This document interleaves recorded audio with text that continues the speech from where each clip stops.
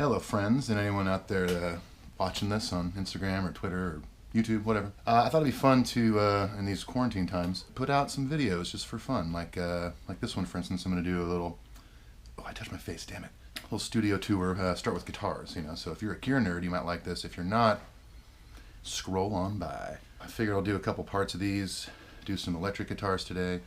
Maybe one on acoustics, basses, pedals, drums, maybe even do some cover songs or something. I don't know. I'm just trying to occupy the time, and as a musician and someone that likes to stay creative, this is another way for me to do that, I guess. So I was pretty inspired by my friend Paul Moak, who started posting some videos similar, and so I figured why not do something similar to him. I'm just a copycat, that's all I'm doing. Let's get on with the tour, shall we? All right, so let's start right here. We're going to go left to right down the wall. We'll cover these ones today. And yeah, I have a lot of guitars. Been a tour musician since 1998. You know, through the endorsements and trades and deals through guys you know at Guitar Center or whatever, music store, you know. I'm always browsing Craigslist too. Not now, not anymore. Can't do that. Anyways, let's start here. This here. This is a Gretsch anniversary, and this is probably in my, I joke a lot of times with my wife, a house is on fire guitar. Of course, wife, animals are safe out of the house, and let's just say that I'm able to get back in here and grab one or two things. This would be one of them. This is one of my favorite guitars I've ever owned. Quick backstory, this one is, I just gotten really into hollow bodies. I got like this old cheap Epiphone, and I'd gotten my second Gibson. It was a Gibson 135. I don't think they make those anymore. My old band, the Supertones, we had a fly date going to Houston and Denver. Played the show in Houston. Afterwards, the guy taking us to the hotel was like this shuttle bus thing. He says, hey, you guys can leave your gear in the car. It's very secure. It's going to be a secure parking lot with cameras, blah, blah, blah. Now, I never would ever do that. Never did, still don't. But for some reason, I felt comfortable. I'm like, okay, sure, let's do it. Well, sure enough, the next morning, he picks us up at the hotel, go to the airport to fly to Denver, and the back window of that thing's busted out, and my guitar is gone, and all the pedals I had too. So I had to end up borrowing a guitar from someone in 5 Iron Frenzy in Denver. I called them, said I have no guitar to play the show tonight. And I think Reese Roper loaned me this like Les Paul Studio. It was like a metallic blue or something. It was definitely not a color I would have chosen, but I didn't have a guitar, so thank you, Reese. Anyways, so yeah, this is the anniversary. I love this thing. I toured with this a ton. Probably can't really tell, but there's like, you know, good wear and tear here from my wedding ring. Didn't originally come with the Bigsby. I got that later. I had my friend James Hedges out at Shiloh Music install that. He's a great luthier if you ever need that in town. So everything else is pretty stock on it. Moving on. The other Gretsch I have here, this is a Gretsch double anniversary. Now, this is a fun story on how I got this one.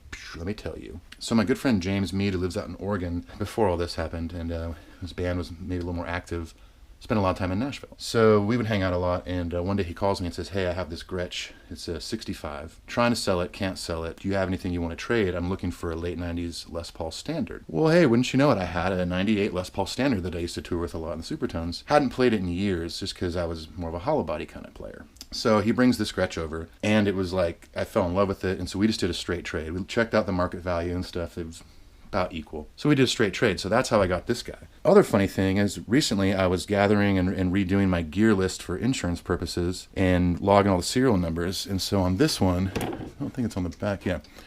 Tough to see it. Anyways, you have to believe me, but it's only a 5-number serial number. I looked it up, and that's actually a 1958 Gretsch double anniversary. I immediately texted James and said, just so you know, you were 7 years off, or the shop you bought it from is 7 years off, but it's all still good. It's here and in safekeeping if he ever wants to trade it back. Actually, I think he sold that Les Paul. Anyways, moving on. This is not old. This is probably 2014, 13 maybe. This is one of my favorite hollow bodies ever made. This is the Guild Starfire 3. A brief moment in my musical history, I had an endorsement with Guild. My friend Amilcar that used to work there was very, very generous and would hook me up with a lot of cool guitars. It's kind of one of the perks when you're a touring musician. If you can get a good relationship going with the company, they'll give you free stuff. You got to use it, help promote it, things like that, of course. You know, I would tag them all the time and post photos all the time. That's kind of the trade-off. You know, they want to know they're getting their worth out of you as well. This is an awesome guitar. I love this thing. I've played this a bunch when I toured with Kings Leon and recorded with this a bunch. Use that on my solo stuff a lot. It's just a great, great guitar. This one here, got to reach over and grab this one. This is my newest acquisition. This here is actually a, let me put it down here in the better light. This actually here is a J. Mascis Squire Jazzmaster. Some of you gear nerds might be like, ew, it's a Squire, ew. Meh. What's up, Akeem? Lemmy? Lady Justice? Anyways, this thing, I had another guitar on Craigslist for sale or trade, and you know what? Nobody wanted it.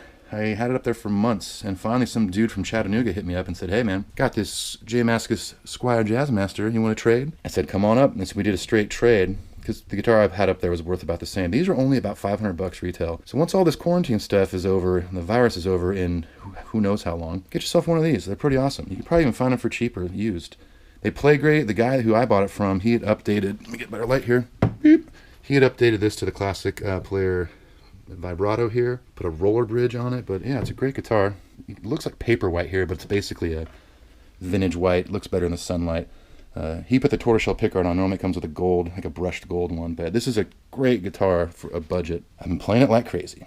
All right, moving on. This might be on the House is on Fire list. This here, it's got a Clash sticker on it, of course. It's one of my favorite bands ever. Mexican-made Fender Telecaster. It is called the Nashville Deluxe. My dad got this for me. I was probably 18 years old. 19. This is a 97. And yeah, a couple modifications I did to it. This originally had a tortoiseshell pickguard on it. I put a black one on there. Did not come stock with that sticker, obviously. That is I think that is a bridge pickup out of a 62 reissue Tele that my friend Matt Hoops gave me. And then, of course, I updated the bridge. But that's about it. Everything else is stock. Those pickups are stock. It's a really cool guitar. Plays great, always has. So yeah, crazy that thing is as old as it is now. Got that right out of high school. So yeah, love that thing. I love the Rubik's Cube. Moving on. Speaking of Teles, this thing is awesome. This I found on Craigslist, I don't know, gosh, it might have been 10 years by now. But my friend Jeff Firebaugh, who's in this awesome band, Hillbilly the Casino, great upright player. That dude hit me up one day because he knows I'm a big Clash fan and said, hey man, there's a Joe Strummer Signature Series Tele on Craigslist right now for like $400 or something like that. I'd just gotten back from tour, I had a little money saved up from per diems, and I hit the dude up and it was just some college kid who had this Tele and like a real lame looking Tele, and he wanted to get rid of this one. I'm like, are you sure? With a hard shell case. So I think I had like, I don't know, a couple $100 saved up. So I ended up really only paying about $150 for that. And those are worth a lot, well, not now, in the quarantine times, but in general, those have gone up in value a lot because they don't make them anymore. Great guitar though, thank you Jeff for the recommendation. I still play it all the time. Fun fact, I did a Clash tribute show probably 8 years ago at the Mercy Lounge here in Nashville. I got to play Joe Strummer, had a white denim cutoff vest on. It was super cool, it was fun. We all dressed up, but I got to play that in a proper setting, which was awesome. Moving on. This guy here, we're gonna get this guy in the light because this one is none more black. This here is a Guild S100 Polera. You might better know this guitar as Kim Thale, I never know how to say his last name. Kim Thale's guitar, and it's from Soundgarden. He plays these things like crazy. Forever he has. It's kind of like Guild's version of an SG. I prefer it over a Gibson SG. These are awesome guitars. Play it a ton, took this on the road a ton, tried to beat it up as much as I could. You can't even really tell because it's dark in my studio. I like it dark down here, sorry. These are the most lights I ever have had on down here. Normally it's just lit by Christmas lights. Merry Christmas. This is a fun one.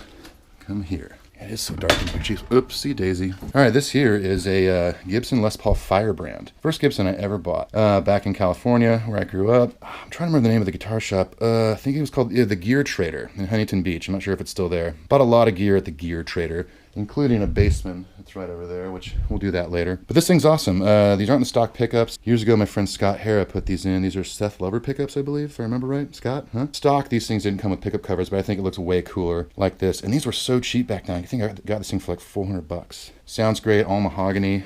Just a really cool guitar. I remember being attracted to it because it reminded me of the Les Paul that Jerry Cantrell was playing in the Wood video. Totally different model Les Paul. Still that all wood kind of finish. Yeah, that thing's awesome. If you ever come across those, they're really, really cool. Moving on. We're starting to get to the hard to get to stuff. Hey, don't make fun of me. Padding on my cymbals? Really, dude? That's so lame. Yeah, it's lame, but when I do a drum video, then you'll understand why I do it. Back off. This guitar here, this is a cool Washburn. This one here, quick backstory on this one. I, at one point had a deal with Washburn years ago when I played in a metal band called Demon Hunter. Super fun 4 years of my life, by the way. Those guys are amazing. Still putting out great music too, by the way. Why am I so out of breath right now? Ugh.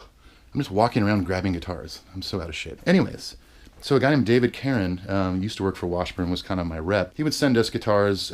We played in drop B, so everything were, you know, custom-made baritone guitars, which I still have one of those. I'll do that on another video.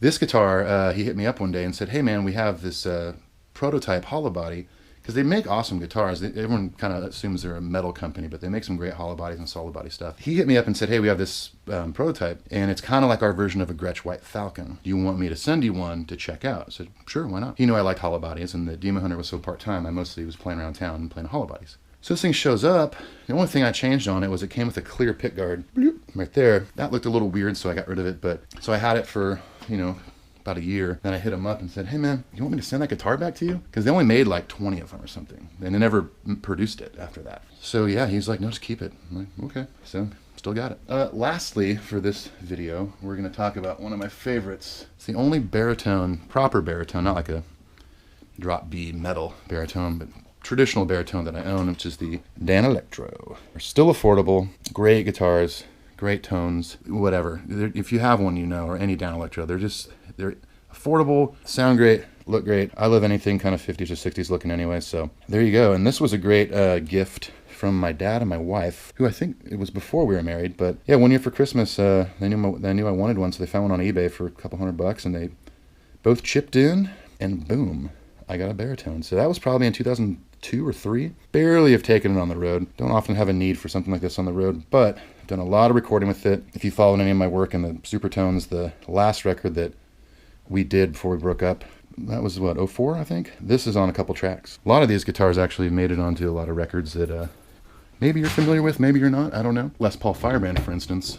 If you were a fan of the Supertones and you, damn, touch my face again. I'm sweaty. For some reason, it's cold down here. I'm still sweating. If you're a fan of the Supertones, that Les Paul Firebrand actually was used all over the Loud and Clear record. Most of the rhythm tracks were done on that one. That was on that record. Just those two, mainly. That's going to do it for this first little episode of, you know, studio tour, gear tour. I feel like I'm just going to do all sorts of things just for fun. I hope you guys enjoy it. My whole thought on this was, you know, we got the time right now to be putting content out in the world, and I figured I'd put a little something out there to keep people maybe slightly entertained and take a break from the news that is utterly depressing right now. Not that it's to be ignored and taken serious in this time, but you can't watch the news all day. You'll just get depressed. So if you're out there and you're a creative as well, put some content out there. Let's all be entertaining each other. It's really fun. Next one I'll do in a couple days, and we'll see what I do. I don't know. I haven't planned that far ahead yet. So y'all be safe. Stay indoors. Only go out for getting necessities. And stop going to parks, like crowding them. We tried to go to a park the other day just to walk around, and it was like people everywhere. So we just went to the other side of the park where there was nobody hanging out. And dog parks too. Everyone's at dog parks. I drove past one the other day, and it was probably 60 people just like huddled together talking about their dogs. Ugh. Stop it. Stop it.